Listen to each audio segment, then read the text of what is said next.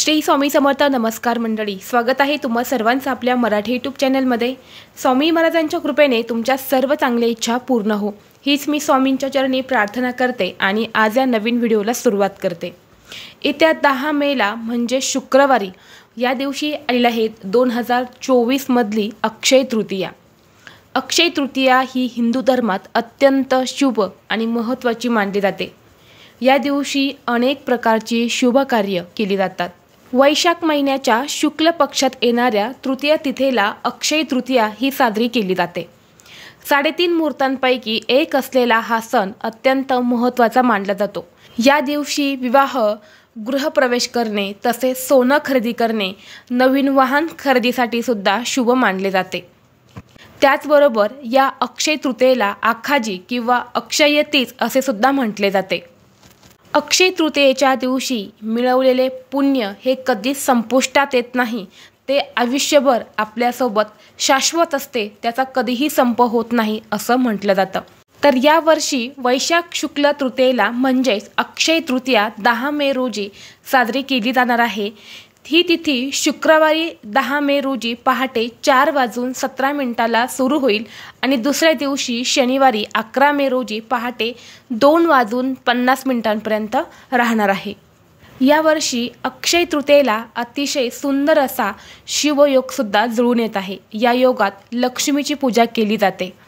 अक्षय तृतीयेला पौराणिक महत्त्व देखील आहे. याच दिवशी द्वापार युगाचा शेवट आणि महाभारत युद्धाचा शेवट झाला होता. तसेच या दिवशी सत्ययुग आणि तीर्थयुग सुरू झाल्याचे मानले जाते. तसेच भगवान विष्णूने नारायण आणि परशुरामसुद्धा अवतारही अक्षय तृतीयेला घेतला होता. म्हणून या अक्षय तृतीयेचं महत्त्व हे खूप अधिक पटीने सांगितलं जातं. तर हा अक्षय तृतीया सण जो आहे तर हा 3.5 मुहूर्तांपैकी एक मानला जातो. म्हणजेच या दिवसाचं महत्त्व हे खूप आहे. म्हणून बघा, या दिवशी सर्वजण सोने, चांदी, वाहन खरेदी करतात, घर खरेदी करतात किंवा इतर मालमत्ता जी आहे तर ती खरेदी केली जाते. आता सर्वसामान्य लोकांना सोनं, चांदी किंवा वाहन खरेदी करणं किंवा मालमत्ता खरेदी करणं हे शक्य नसतं. आपल्या सर्वांनाच माहीत आहे की सोन्याचे भाव हे खूप वाढलेले आहेत, अगदी गगनाला भिडलेले आहेत. अशा वेळी आपल्याला एक गुंजभर सोनं घेणंसुद्धा खूप कठीण झालेलं आहे. आणि अशा परिस्थितीमध्ये ज्यांना सोनं चांदी खरेदी करणं शक्य नसेल त्यांनी काही वस्तू मी तुम्हाला सांगणार आहे, त्या वस्तू तुम्हाला घरी खरेदी करून आणायच्या आहेत. खरं तर मी तुम्हाला ज्या वस्तू सांगणार आहे ना त्या वस्तूंचं आहे सोने चांदीपेक्षाही या वस्तू ज्या आहेत त्या अत्यंत शुभ आणि महत्त्वाच्या मानल्या जातात. या दिवशी जर आपण या वस्तू घरी खरेदी करून आणल्या तर साक्षात लक्ष्मी आपल्यावरती प्रसन्न होते आणि आपल्याला कधीही कशाची काही कमतरता ही पडत नाही. तर अशा कोणत्या वस्तू आहेत त्या आपल्याला घरी खरेदी करून आणायच्या आहेत याबद्दलची संपूर्ण माहिती मी तुम्हाला आज या व्हिडिओमध्ये सांगणार आहे. त्यामुळे तुम्ही व्हिडिओ शेवटपर्यंत नक्की पहा. चॅनलवरती नवीन असाल तर सबस्क्राईब करा आणि असेच माहितीपूर्व नवनवीन व्हिडिओ पाहण्यासाठी बेल आयकॉनला प्रेस करा. म्हणजे जेव्हा कधी मी नवीन व्हिडिओ अपलोड करेल त्याचं नोटिफिकेशन सर्वात अगोदर तुम्हाला भेटेल आणि तुम्ही एक पण व्हिडिओ मिस करणार नाही. तर पहा, आपल्याला या अक्षय तृतीयेच्या दिवशी किंवा अक्षय तृतीयेच्या अगोदर आपल्या घरामध्ये एक पिण्याचा माठ हा घरी खरेदी करून आणायचा आहे. पहा, सध्या खूप असा कडक उन्हाळा चालू आहे आणि या उन्हाळ्यामध्ये आपल्याला सर्वांनाच थंड पाण्याची जास्त गरज असते. अशा वेळी आपला एक माठ जो आहे तर तो घरी खरेदी करून आणायचा आहे. जर तुमच्या घरी अगोदरच माठ असेल, पहिला 1-2 वर्षापूर्वीचा जुना माठ असेल तर तो तुम्हाला दान करायचा आहे. दान तो तुम्हाला अशा ठिकाणी करायचा आहे की जिथे तुम्ही भरून ठेवल्यानंतर ना त्या पाण्याचा वापर होईल. जसे की हा माठ तुम्ही भरून ठेवला तर तिथे येणारे पक्षी पाणी पितील किंवा तिथे असणारे प्राणी पाणी पितील किंवा रस्त्यावर तुम्ही माठ भरून ठेवला तर तिथे येणारे जाणारे लोक जे आहेत तर ते पाणी पितील. अशा पद्धतीने तुम्हाला जुना माठ हा दान करायचा आहे आणि या दिवशी नवीन माठ तुम्हाला घरी खरेदी करून आणायचा आहे किंवा त्या अगोदर तुम्ही हा माठ घरी खरेदी करून आणला तरीही चालेल. अक्षय तृतीयेच्या दिवशी माठाची खरेदी करणे अत्यंत शुभ मानले जाते. बघा, असं म्हटलं जातं की आपल्या घरामध्ये जो आपण पिण्याचा माठ ठेवतो तिथे आपल्या पितरांचा वास असतो आणि जर आपण या अक्षय तृतीयेच्या दिवशी आपल्या घरामध्ये मातीचा एक माठ जर घरी खरेदी करून आणला आणि या अक्षय तृतीयेच्या दिवशी या माठाची पूजा करून त्यात पाणी भरून ठेवले आणि तिथे एक जर दिवा लावला तर साक्षात आपले पितृ आपल्यावरती प्रसन्न होतात आणि आपल्या सुखी संसाराचे आशीर्वाद ते देत असतात.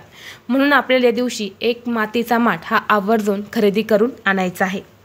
यानंतर बघा पुढची वस्तू म्हणजे आपल्याला या दिवशी मीठ जे आहे तर ते खरेदी करून आणायचं आहे. मिठाची उत्पत्ती ही समुद्र मंथनातून झालेली आहे. त्याचप्रकारे माता लक्ष्मीची सुद्धा उत्पत्ती समुद्र मंथनातूनच झालेली आहे. जे खडे मीठ असतं तर ते आपल्याला घरी खरेदी करून आणायचं आहे. मिठाला साक्षात माता लक्ष्मीचं प्रतीक मानलं जातं आणि जर तुम्ही या दिवशी हे मीठ आपल्या घरात आणलं तर तुम्ही तुमच्या घरामध्ये लक्ष्मीला घेऊन आले इतकं पुण्य तुम्हाला प्राप्त होत असतं. म्हणून आपल्या दिवशी पांढरे खडे मीठ जे आहे तर या मिठाची खरेदी करायची आहेत आणि या अक्षय तृतीयेच्या दिवशी आपल्याला ते मीठ एका प्लेटमध्ये घ्यायचं आहे. त्यावरती तुम्हाला एक दिवा लावायचा आहे. म्हणजे एक पंक्तीमध्ये दुहेरी कापसाची वात करून तुम्हाला त्या मिठावरती एक दिवा हा प्रज्वलित करायचा आहे आपल्या देवघरामध्ये. पहा, अक्षय तृतीया ही शुक्रवारी आलेली आहेत आणि शुक्रवारच्या दिवशी घरामध्ये मिठाचा दिवा लावला जातो. असं म्हणतात की मिठावरती हा दिवा लावला तर लक्ष्मी आपल्या घराकडे आकर्षित होते. म्हणून तुम्हाला आवर्जून मीठ घरी खरेदी करून आणायचं आहे आणि त्यातल्या काही मीठ एका प्लेटमध्ये घेऊन त्यावरती तुम्हाला एक मातीचा दिवा हा प्रज्वलित करून देवघरामध्ये लावायचा आहे. त्याचबरोबर पुढची वस्तू म्हणजे तुम्हाला तुळशीमध्ये शाळीग्राम दगडाची स्थापना करायची आहे. शाळीग्राम दगड जो आहे तर तो तुम्हाला या अक्षय तृतीयेच्या दिवशी घरी खरेदी करून आणायचा आहे. अक्षय तृतीयेला आपण भगवान विष्णूंची पूजा करत असतो आणि शाळीग्राम साक्षात भगवान श्रीहरी विष्णूंचं रूप मानलं जातं. म्हणून या दिवशी शाळीग्राम दगड हा घरी खरेदी करून आपल्याला आपल्या घरामध्ये जी तुळस असते त्या तुळशीमध्ये आपल्याला स्थापित करायचं आहे. बऱ्याच जणांच्या घरामध्ये बघा तुळस असते तर तिथे शिवलिंग ठेवलं जातं, परंतु तुळशीमध्ये शिवलिंग ठेवणं हे पूर्णपणे चुकीचं मानलं जातं. कारण शिवलिंग हे भगवान शंकरांचं प्रतीक आहे आणि शिवशंकरांना तुळशीपत्र हे कधीच अर्पण केले जात नाही. तुळशीपत्र त्यांना अर्पण करणे पूर्णपणे वर्ज्य मानले जाते आणि म्हणूनच कधीही शिवलिंग हे तुळशीमध्ये स्थापित करू नये. तुळशीमध्ये शाळीग्राम दगडाची स्थापना केली जाते आणि म्हणूनच आपल्याला या दिवशी लक्ष्मी आणि भगवान विष्णू यांना एकत्रित आपल्या घरामध्ये म्हणजे तुळशीमध्ये आपल्याला स्थापित करायचं आहे. कारण तुळशीला माता लक्ष्मीचं प्रतीक मानलं जातं.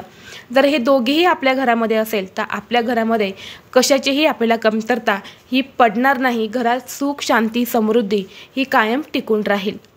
त्याचबरोबर पुढची वस्तू म्हणजे तुळशीची माळ. बघा, या दिवशी तुळशीची माळ खरेदी करायला खूप महत्त्व दिलं जातं. जेव्हा विशेष तिथी असते जसे की एकादशी तिथी असते, या तिथीवरती आपण भगवान श्रीहरी विष्णूंचा जप करत असतो. ओम नमो भगवते वासुदेवाय नमः या मंत्राचा जप जर आपण तुळशीच्या माळेवरती केला तर तो सिद्ध होतो आणि या मंत्राचा आपल्याला खूप जास्त पटीने फळ प्राप्त होत असतं. जेव्हा आपण ओम नमो भगवते वासुदेवाय नमः या मंत्राचा जप करतो तेव्हा भगवान श्रीहरी विष्णू आणि माता लक्ष्मी साक्षात आपल्यावरती प्रसन्न होतात. आपल्या आयुष्यातील सर्व अडीअडचणी हे निघून जातात आणि म्हणून तुमच्याही घरात तुळशीची माळ नसेल तर तुम्हाला या दिवशी ही माळ घरी खरेदी करून आणायची आहे. त्यानंतर पुढची वस्तू ही अत्यंत महत्त्वाची आहे. खरं तर मान या वस्तूचाच या अक्षय तृतीयेला असतो, ते म्हणजे करा आणि केळी. बघा, अक्षय तृतीयेला माता लक्ष्मी आणि भगवान विष्णू यांच्या पूजेसोबतच आपल्या पितरांची सुद्धा पूजा केली जाते.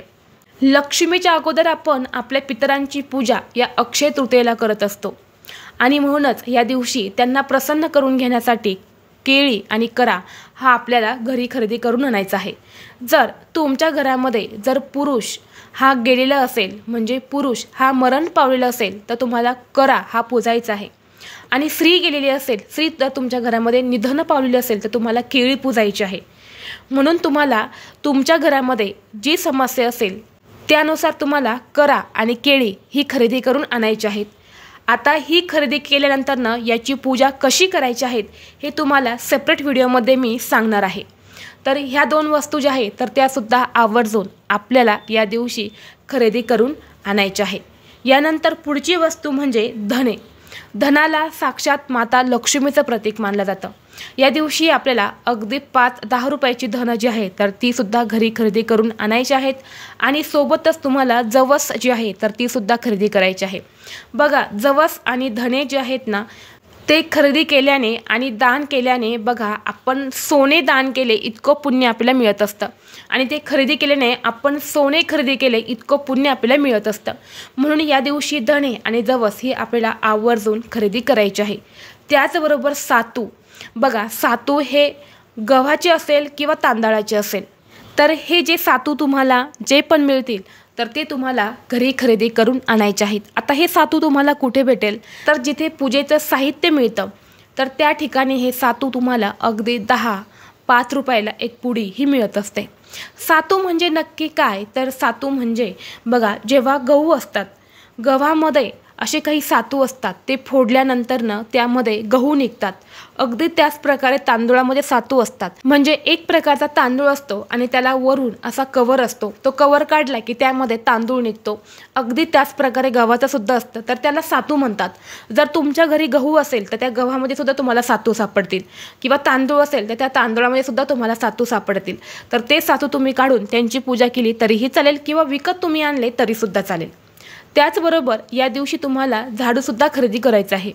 जर तुमच्या घरामध्ये झाडू नसेल, झाडू हा खराब झालेला आहे, तुटलेला आहे, तर तुम्हाला या अक्षय तृतीयेच्या दिवशी सायंकाळी जी लक्ष्मी येण्याची वेळ असते 6 ते 7:30 या दरम्यान आपल्या घरामध्ये एक झाडू हा खरेदी करून आणायचा आहे। या झाडूची पूजा करायची आहे। या झाडूला कलाव्याचा धागा बांधायचा आहे, हळदी कुंकू तुम्हाला लावून या झाडूची पूजा करायची आहे।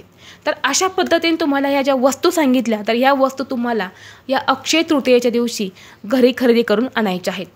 जरी तुम्ही सोनं चांदी नाही खरेदी केली तरीही चालेल, परंतु या वस्तू तुम्हाला आवर्जून खरेदी करायच्या आहेत किंवा यापैकी तुमच्याकडे ज्या वस्तू नाहीत त्या तुम्हाला घरी आणायच्या आहेत। व्हिडिओ तुम्हाला आवडला असेल, माहितीपूर्ण वाटला असेल तर व्हिडिओला लाईक करा, चॅनलवरती नवीन असाल तर सबस्क्राईब करा आणि असेच माहितीपूर्ण व्हिडिओ पाहण्यासाठी बेल आयकॉनला प्रेस करा आणि हा व्हिडिओ आपल्या मित्रपरिवारासोबत जास्तीत जास्त शेअर करा। चला तर मग भेटू असंच पुढल्या एका नवीन व्हिडिओमध्ये। तोपर्यंत सर्वांना श्री स्वामी समर्थ।